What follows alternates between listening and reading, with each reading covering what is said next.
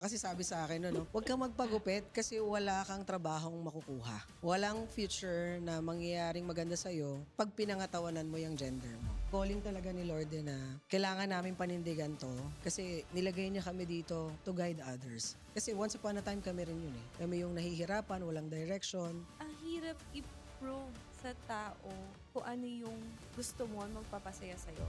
Alam mo, pwede mo palang mas mahalin yung sarili mo. Pwede palang magmahal ka ng iba ng sobra while minamahal mo din yung sarili mo. Okay yun na inuuna nyo sila pero hindi masamang isama yung sarili nyo. Ikaw yung main character eh. Kailangan mong alagaan yung bida para makapag-alaga ka pa ng iba.